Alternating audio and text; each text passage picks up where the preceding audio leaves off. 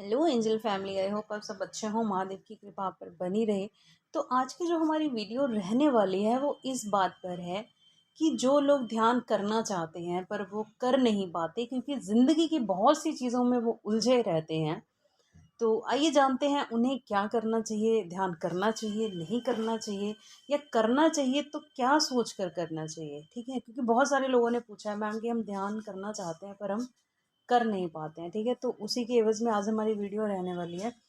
तो आज हम बात करने वाले हैं महात्मा बुद्ध के बारे में, जिनके बारे में शायद ये बताने की तो ज़रूरत बिल्कुल भी नहीं है कि वो कौन थे या फिर उन्होंने क्या किया है। ठीक है, तो आज उनसे ही जुड़ी हुई एक कहानी है, एक कथा है जो उनसे किसी नौजवान ने पूछी थी। तो आइए सुनाते हैं आपको भी। आई होप आपको आपके कुछ सवालों के जवाब मिल पाए। एक दिन गौतम बुद्ध ध्यान में बैठे हुए थे, तो एक नौजवान आता है उनके पास और कहता है कि हे बुद्ध, मैं बहुत छोटा हूँ, अभी मेरी उतनी उम्र नहीं है, पर मेरे अंदर इतने दुख हैं, मेरे भीतर इतने दुख हैं, मुझे समझ में नहीं आता क्या जीवन ऐसा ही होगा जैसे जैसे मेरी आयु बढ़ती जाएगी, क्या मेरे दुख भी बढ़ते जाएंगे, क्या कभी कम होंगे, क्या ये ध्यान से मैं अपने दुख कम कर सकता हूँ, और जब मेरी ज़िंदगी में इतना कुछ है तो मैं ध्यान कैसे करूँ। तो गौतम बुद्ध मुस्कुराते हुए बोलते हैं, कहाँ है तुम्हारे दुख, मुझे तो दिखाई नहीं दे रहे हैं, मुझे तो बस तुम दिखाई दे रहे हो। तो उस नौजवान ने कहा कि मैं मैं अपने दुख में महसूस कर सकता हूँ ना, क्योंकि वो मेरे अंदर हैं, वो आपको कैसे दिखाई देंगे। तो महात्मा बुद्ध ने कहा कि अच्छा चलो ये बताओ, तुम्हारा मूल कारण क्या है दुखों का, क्या बात है जो तुम्हें इतना परेशान कर रही है, किस बात से तुम इतना भयभीत हो भविष्य को लेकर। तो अभी ये चर्चा चल ही रही थी कि एक भिक्षु भागे हुए आते हैं और वो महात्मा बुद्ध के कान में कुछ कहते हैं, और महात्मा बुद्ध खड़े हो जाते हैं और उस नौजवान को कहते हैं कि आओ चलो तुम्हें एक जगह लेके चलता हूँ, हो सकता है तुम्हें तुम्हारे सवालों के जवाब मिल जाए। इतना कहते ही वो नौजवान महात्मा बुद्ध के पीछे पीछे चल देता है। तो जब वो चल रहे होते हैं तो उसके मन में बहुत सारे सवाल होते हैं, वो अपना मन से उलझा हुआ उन सवालों में ही उस घर तक पहुंच जाते हैं। तो जब वहाँ जाते हैं, वहाँ पहले से ही बहुत सारे व्यक्ति मौजूद होते हैं। ठीक है, लोग होते हैं बहुत सारे वहाँ। तो देखते हैं वहाँ पर कि वहाँ पर एक वृद्ध इंसान होते हैं, वो चारपाई पर लेटे होते हैं, वो मृत्यु को पाने वाले होते हैं, यानी कि मरने के निकट होते हैं।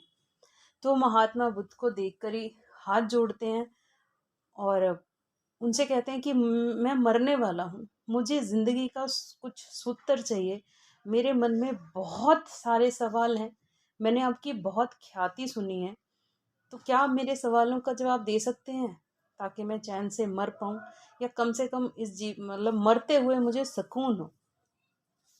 तो महात्मा बुद्ध ने उनका हाथ पकड़ा और कहा कि पूछो अपने सवाल। तो उसने कहा कि मैंने ज़िंदगी में, मैंने जीवन में बहुत कुछ किया, बहुत कामयाबी पाई, 2 बच्चे हैं, बीवी आज संग नहीं है, पर जब संग थी उन्होंने भी बहुत साथ दिया, मैं बहुत खुश था अपने जीवन साथी से। पर आज मरते हुए मुझे ऐसा कुछ भी याद नहीं आ रहा है। मुझे मरते हुए सिर्फ़ और सिर्फ़ अपना बचपन याद आ रहा है। और ऐसा क्यों? तो महात्मा बुद्ध बोले, एक बचपन ही तो था जिसमें तुम सिर्फ़ आज में जिए हो। एक बच्चा ही होता है, एक बचपन ही होता है जिसे ना कल क्या बीता था उसकी उसे सोच होती है, ठीक है, ना चिंता होती है, और भविष्य में क्या होगा ना उसे उसकी चिंता होती है। इसीलिए अक्सर ज़्यादातर आपने लोग देखे होंगे, हमेशा जब कहते हैं ना अच्छे पल, तो हमेशा कहते हैं चाहे वो फिर बचपन गरीबी में बीता हो अमीरी में बीता हो, उससे फ़र्क नहीं पड़ता है। पर क्यों कहते हैं हम कि नहीं यार बचपन ही अच्छा था, हम नॉर्मल भी बात करते हुए कहते हैं ना, क्योंकि शायद सिर्फ एक बच्चा ही होता है जो वर्तमान में जीता है, बाकी तो हम वर्तमान में जीते नहीं है। आइए चलिए शुरू करते हैं कि महात्मा बुद्ध ने क्या कहा हमसे। तो महात्मा बुद्ध ने उनसे पूछा कि और क्या याद आ रहा है। तो उन्होंने बोला कि जब मैं बचपन में था, मैं बहुत नालायक बच्चा था, मतलब जिसे माता पिता कह देते हैं ना कि इसे कुछ आता नहीं है, मेरे जो बाबा थे वो हमेशा कहते थे अपने बड़े भाई जैसा बनो, है ना, या इस पड़ोसी के बच्चों जैसा बनो, उसके पड़ोसी बच्चों जैसा बनो। तो कह रहा मुझे इतना टोका गया, मुझे इतना रोका गया कि मैंने अपने अंदर एक वो ज़िद पाल ली, इसको अहम भी कह सकते हो, उसको ज़िद भी कह सकते हैं आप, कि मैंने उस अहम के चलते मैंने बहुत कम उम्र में बहुत कामयाबी पाई, बहुत बड़ा व्यापारी बना और देखते ही देखते अपना ग्राम का सबसे बड़ा व्यापारी बन गया। और जो लोग मेरे मतलब मुझे टोकते थे, मुझे रोकते थे, मेरा मजाक बनाते थे, आज वही लोग मेरे नीचे काम कर रहे हैं, मेरे लिए काम कर रहे हैं, मेरे आगे पीछे हैं। तो मेरा कहीं ना कहीं अहम भी बढ़ा और मेरी खुशी का जो एक स्तर होता है वो भी बहुत बढ़ गया। मुझे बहुत आनंद आया ये सोचकर कि हाँ ठीक है, मैंने आज ज़िंदगी में, और कह रहा मेरा और ज़्यादा मान बढ़ा, तो मैंने और ज़्यादा कामयाबी पाई। और ऐसे ही करते करते मेरी शादी जिनसे हुई, जो मेरी जीवन संग, वो भी बहुत अमीर घर से थी। तो उनके आने के बाद ज़िंदगी और सही हो गई, फिर 2 बेटे हुए, फिर एक और अहम आया कि मैं बहुत सुंदर बच्चों का बाप हूँ, या मैं बहुत, मतलब ज़िंदगी में, कह रहा जब भी मैंने ध्यान कमाने की कोशिश की, मैंने ध्यान नहीं कमाया, मैंने मान कमाया। मैं मान इसलिए कह रहा हूँ क्योंकि उस वक्त मुझे वो लगता था मान है, पर आज मुझे लगता है जब आज मैं मृत्युशैया पर हूँ कि वो मेरा मान नहीं था, वो मेरा अभिमान था। मैं भूल गया था कि सुख और दुख, ज़िंदगी को अगर हम, आप देखें ना, ज़िंदगी क्या है, सिर्फ सुख और दुख ही तो है ना। एक कहते हैं कि एक ही सिक्के के 2 पहलू हैं, या कह लो एक ही गाड़ी के 2 पहिए हैं, है ना। सुख चलते चलते कब दुख आ जाता है, दुख चलते चलते कब सुख आ जाता है, पता ही नहीं चलता है। बस फर्क ये है, जब इंसान दुख की स्थिति में होता है ना, उसे लगता है यार बहुत लंबा समय हो गया, दुख तो बीत ही नहीं रहा, है ना। और सुख वो कितना लंबा भी जी ले, पर जैसे ही खत्म होने लगता है या दुख शुरू होता है तो उसे लगता है यार सुख तो कभी था ही नहीं मेरी जिंदगी में, है ना। इसलिए कहते हैं ना, इंसान इंसान नाशुक्र होता है ना, तो कभी भी धन्यवाद तो करता ही नहीं है ऊपर वाले को। तो ये सब हुआ। तो उसने कहा कि मैंने जब भी, पर सुख चलते चलते मेरी ज़िंदगी में दुख ये आया कि मेरी जीवन संगनी एक दिन मुझे इस दुनिया में अकेला छोड़ के चली गई। और उस चीज़ से मैं इतना आहत हुआ, मैं इतना अकेला हुआ, इतना आघात लगा मेरे दिल पर, इतना मोह था मेरा उनसे, कि मेरा व्यापार से, मेरा बच्चों से, सबसे मोह ख़त्म हो गया। और मैंने तब सोचा कि नहीं, अब ज़िंदगी में मुझे ध्यान करना है। कह रहा मैंने यही सोचा, बट तब मेरे बच्चे मेरे पास आए और उन्होंने मुझे कहा कि नहीं, अभी आपको हमारे लिए बहुत कुछ करना है, हमारे साथ जीना है, तो आप हमारे साथ रहो। मतलब हम हैं ना आपके लिए। आज माँ नहीं है तो क्या हुआ पिताजी, हम तो है ना, और हमें आपका साथ चाहिए ज़िंदगी में। और मैंने भी यही किया क्योंकि मेरे बच्चे थे, तो मैंने सोचा चलो उनकी खुशी में मेरी खुशी, उनके दुख में मेरा दुख। और यही करते करते ज़िंदगी, और एक जीवन चक्र कह लो या काल चक्कर कह लो, ऐसे ही करते करते बीत गया। ज़िंदगी बीती और मैं बहुत खुश भी था क्योंकि मुझे ऐसे 2 बेटे मिले थे जिन्होंने ज़िंदगी में बहुत आदर दिया, बहुत सम्मान दिया, बहुत साथ दिया। और ज़िंदगी ऐसे ही बीतती चली गई। मैंने जब भी सोचा कि मैं ध्यान करूं, मैं सत्य को जानूं, कुछ ऐसा खोजूं जो सत्य हो, जिसे मैं अपने साथ लेके जा सकूं, मैं वो कभी सत्य खोज ही नहीं पाया। और आज जब मैं इस बीमारी की शैया पर हूँ, इस मृत्यु शैया पर हूँ, मृत्यु के साथ हूँ, जहाँ मुझे पता है कि आज कल या हो सकता है अगली सांस मेरी ना हो, आज मेरे मन में बहुत भारीपन है। हाँ, मैंने जीवन में गलत नहीं किया किसी का, पर मैं ये भी सोचता हूँ कि मैंने जीवन में पाया क्या। मैंने भी तो वही किया जो सब करते हैं, अपनों के लिए कमाया, अपनों के लिए, और आज जाते जाते भी उनको दे जाऊंगा। जो मैं जिंदगी भर ये सोचता रहा कि मेरा था, तो मेरा था ही नहीं। तो इतना ही सुनते सुनते महात्मा बुद्ध ने बोले कि अब आप क्या चाहते हो। तो उन्होंने बोला कि मुझे आपकी ख्याति के बारे में पता लगा, और मुझे पता लगा कि आप कुछ ऐसी मतलब ध्यान प्रणाली बताते हो जिसके बाद इंसान को इस संसार में रहते हुए भी वो अपने आप को मोह से छुड़ा पाता है, माया से छुड़ा पाता है। क्या ऐसा हो सकता है? हाँ, मैं जानता हूँ आज मेरे पास उतना वक्त नहीं है, पर क्या मैं सिर्फ सुकून से मर सकता हूँ क्योंकि मेरी आत्मा पर ऐसा कोई बोझ नहीं है कि मैंने किसी का कुछ गलत किया। हाँ, मैं अपने ही अहम में जिया हूँ, सत्य से कभी सामना नहीं कर पाया बहुत सारी चीज़ों का, क्योंकि अभिमान से भरा हुआ इंसान था मैं। तो क्या मैं ज़िंदगी में मतलब मैं मरते हुए सुकून से मर सकता हूँ, ये हक है क्या? ऐसा कुछ कमाया है मैंने ज़िंदगी में? तो महात्मा बुद्ध उनका हाथ सहलाते हुए बोले,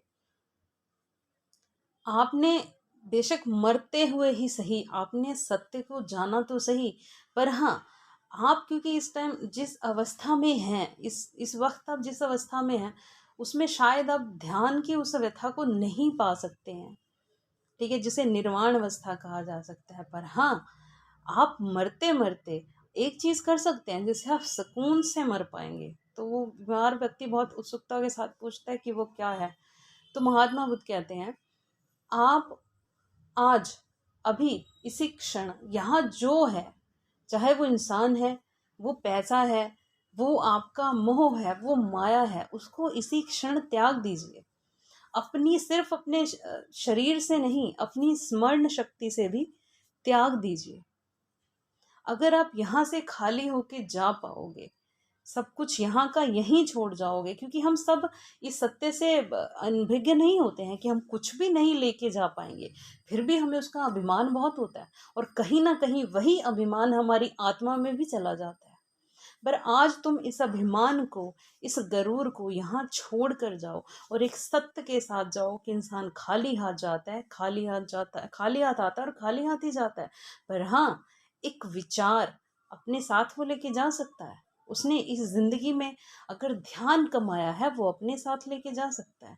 क्योंकि जब आप यहाँ से खाली होके जाते हो मरते हुए, आप यहाँ का कोई कोई बोझ, कोई कर्म कुछ अपने साथ लेकर अगर नहीं जाते हो, तो आपकी आत्मा उस निर्वाण अवस्था को पा लेती है, क्योंकि आपकी आत्मा के अंदर एक ज्ञान का दीपक जग चुका होता है।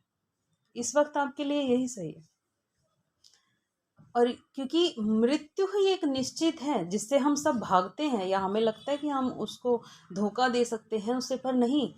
मृत्यु के अलावा इस जिंदगी में कुछ और निश्चित ही नहीं है।